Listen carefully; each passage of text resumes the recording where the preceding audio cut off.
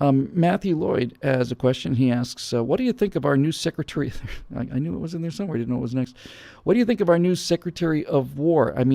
Defense. Mattis seems like such an awesome guy who has great rapport with the men and women who've served under him.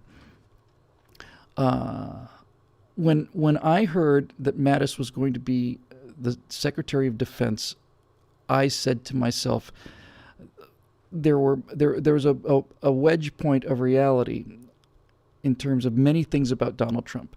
There's been, for many issues about Donald Trump, there are two explanations, and one of them is an extremely savvy businessman who finds the best people and gives them the job. That's one explanation. The other explanation is that he's an absolutely insufferable egotist who cannot resist defending himself against any charge whatsoever, and he needs to be surrounded by people who will not overshadow him.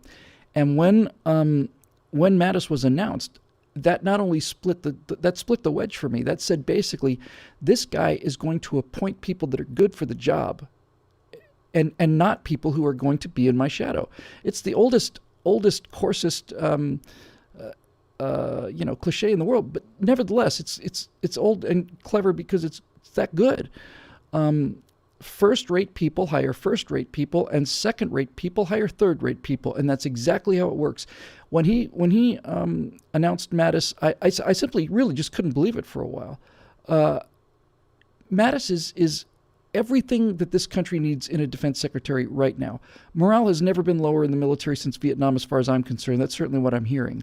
But it's not like you got a hawkish defense secretary. It's not like, okay, you have these left-wing progressive D-bags talking about how we have to inspect our troops for tattoos that might be considered offensive to some of the transgendered people on the base. No, you can recover from that with a fairly aggressive defense secretary. But Mattis is a statement. It's a statement. Mattis is a phone call to Taiwan, is what it is. Mattis is exactly the guy we need. We've been through this so many times together, us Stratosphere Loungers, and I'm not going to get into this again, but it is, in fact, I think, absolutely true that the weaker you are, the more dangerous the world becomes, and the best way to prevent a war is to look like you're ready to go and fight one right now. I don't think there's really any question about that. So the appointment of Mad Dog Mattis, just the name, should inspire a little bit of fear in our enemies. Our allies, who used to like us or love us, have been sold out by Barack Obama and his big Middle Eastern policy of aligning with Iran. They don't trust us. And our enemies don't fear us because he's a chicken-armed little, scrawny man-child. And he thinks he's the greatest diplomat in the world. And he's not. And he's not very strong. And he's not very good. And Hillary Clinton is not a very smart person. And neither is John Kerry. So when you come in and basically say, we're going to make a statement here about the U.S. military, that in itself is just a huge win. Even if Mattis didn't do anything, even if Mattis didn't really change the direction of the Department of Defense, just the announcement of him is a tremendous signal, And I would imagine, I'm sure I'll hear back from it shortly in the comment section here. I would imagine if you're in the military and thinking very seriously about getting out for years and years and years, and you hear that Mad Dog Mattis is going to be the new defense secretary, you would rethink that decision. I have said, and I would like to hope this is the case, that if Trump is really smart, he will basically say we're going to make a lot of cuts in the wastefulness of the defense purchase, and we're going to take most of those cuts to pay off the debt and buy better weapons. However, we are going to say to any actual warfighter who was a combat veteran, if you left the military because of all of the political correctness, we want you back, and we will pay you the rate you were getting paid for the entire time you were gone.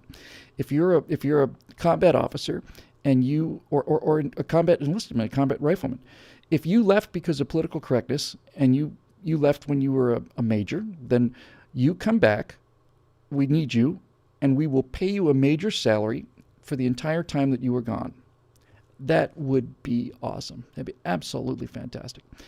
Now, the big question is, what happens when you set a guy like that loose upon such corruption? My friend Foghorn says he's the best boss he ever had. And see, Mad Dog Mattis and all of this stuff would be impressive and would serve the purpose of the defense secretary if he was just simply a barking mad dog. But he's not. He's extraordinarily intelligent and extraordinarily perceptive, and he understands leadership. And that's what we need in the military, obviously. I mean, technology is great, weapon systems are great, but ultimately, when it's all said and done, it comes down to morale. And Mattis is the guy.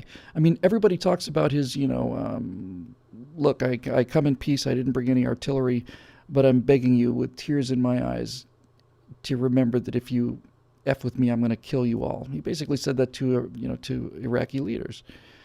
Be pleasant, be polite, and have a plan to kill everybody you see. That is the kind of thing that makes liberals' head explode. So you'd be worth it just for that. But that is in fact exactly what you want. Exactly what you want. It's the iron fist inside the velvet glove, right? Be professional and be polite. We're professional, polite people here in America. We like to get along with people, and we enjoy getting along with everybody. However, we have a plan to kill every single one of you. So don't F with us, because we're not in the mood for it anymore. And when you send that signal out, liberals think, oh my God, it's going to make war more likely. No, you idiot. It's going to make war far less likely. Far less likely. So Mattis is inspired.